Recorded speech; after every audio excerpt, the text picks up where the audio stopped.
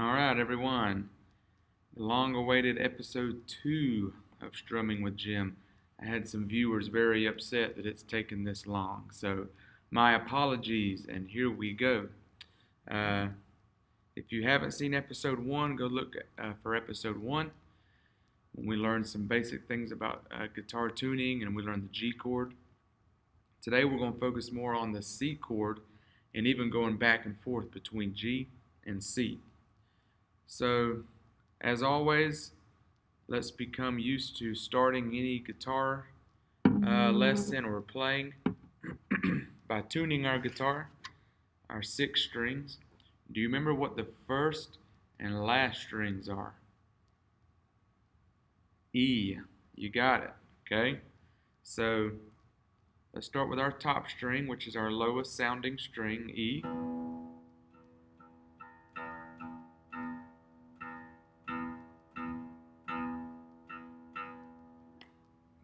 If you need to tighten up your string to make it higher, you're going to turn your tuning peg. If you're looking at it, it's going to go counterclockwise, okay? Counterclockwise. Next is A.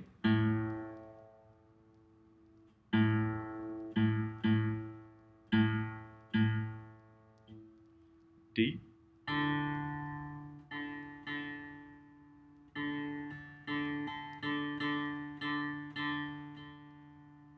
G.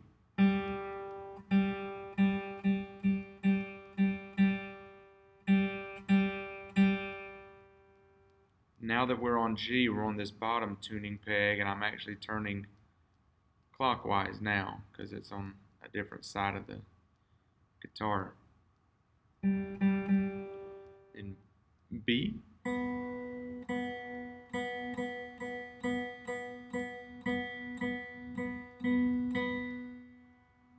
And high E.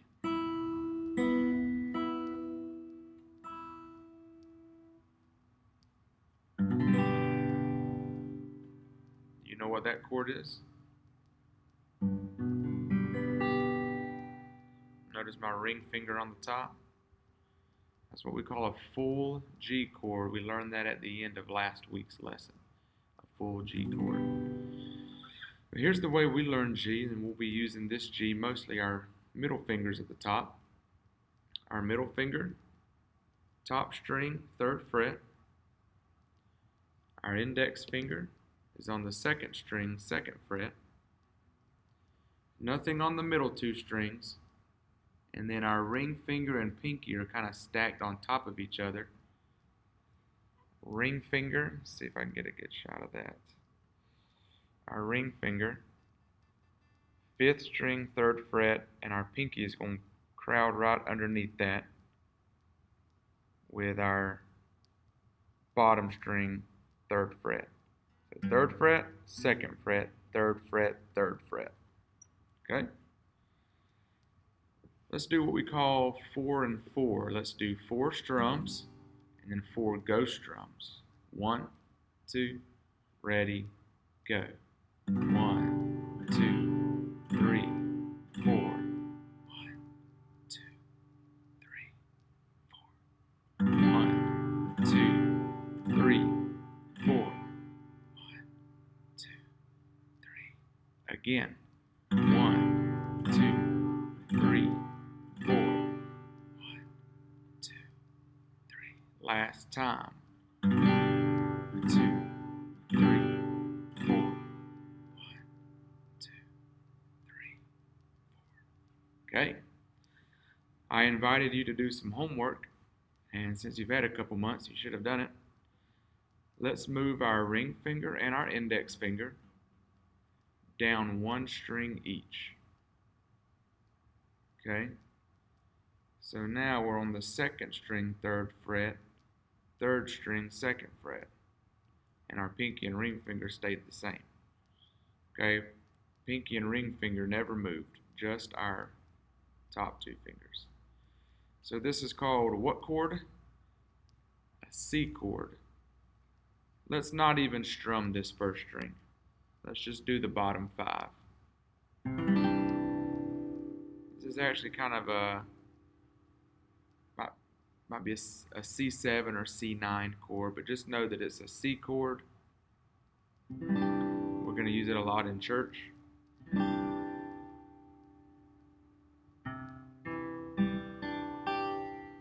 So let's practice doing this. Give your hand a rest. Give it a break for a second. And now put back on your C chord. Can you go straight to it? Don't forget, we're not using that top string. And off. And try it again. C. Okay, take it off. And put it back on. This is the C chord.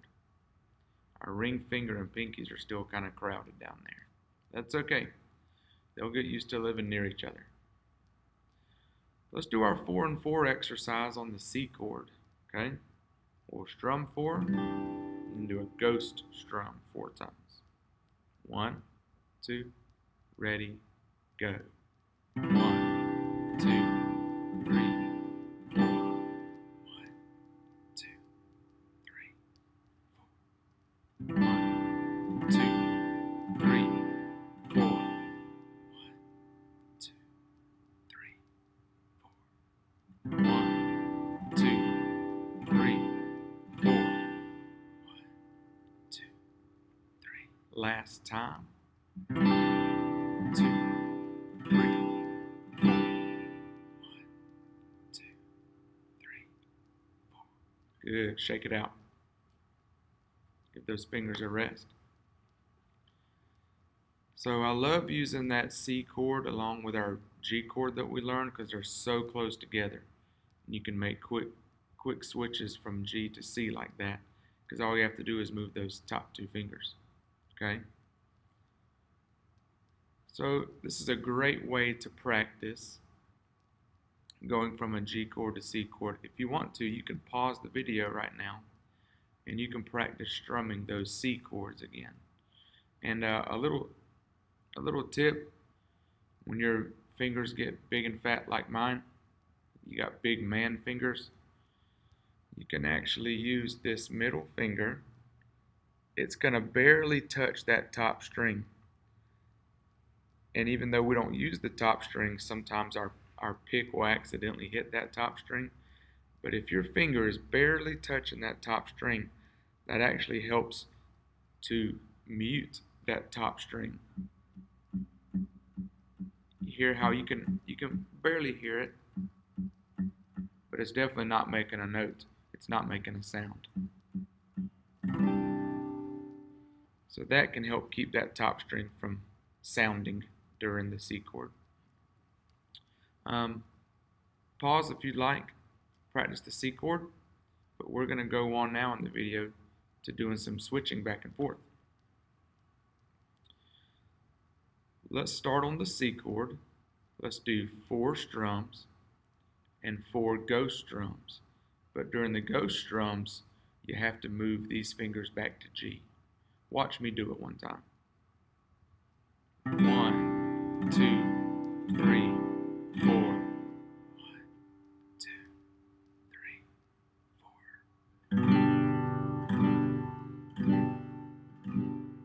1, 2, 3. Back to C.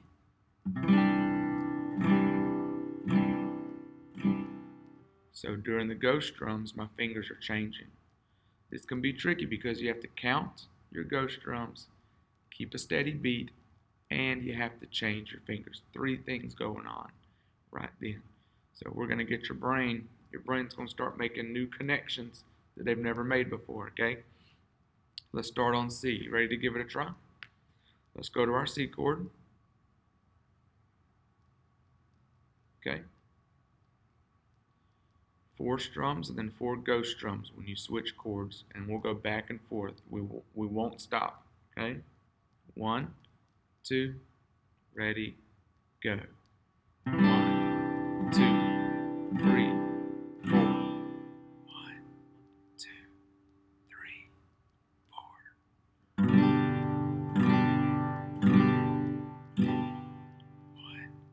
2,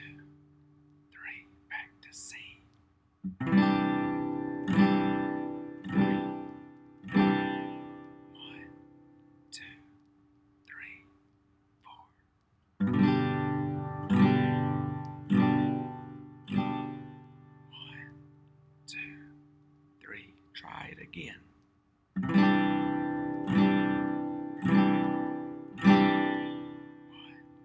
2, 3, 4.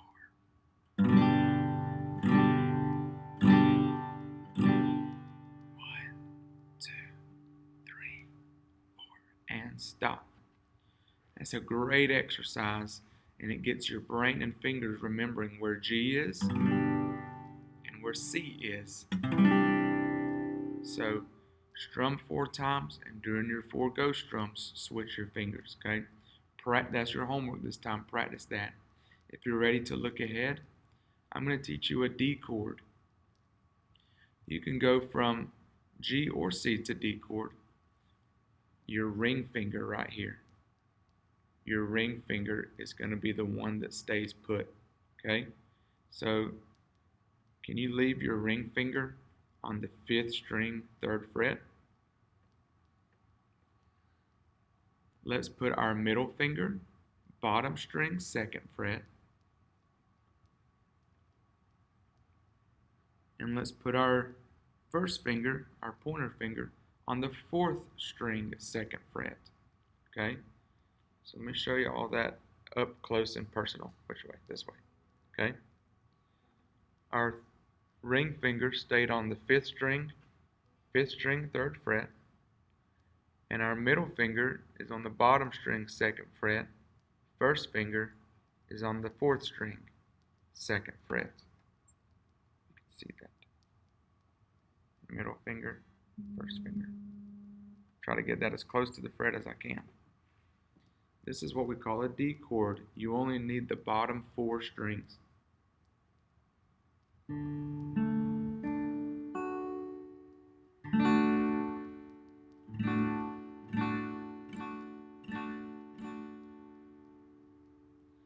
This is a little bit harder to switch in between the other chords with, but we're going to learn that in our next video, okay? So be working on G and C, going back and forth between the 2 chords, and if you want to start getting your hand used to a D chord, that'll be helpful. Last tip for the day. On the back of your guitar, try to keep your thumb on the back. Try not to let your thumb wrap around. Let's try to keep our thumb pressed on the back of the guitar neck, okay? That's going to help you years down the road. Hope you enjoyed lesson 2. We'll be back with lesson 3 later. Hopefully not in 2 months. Bye.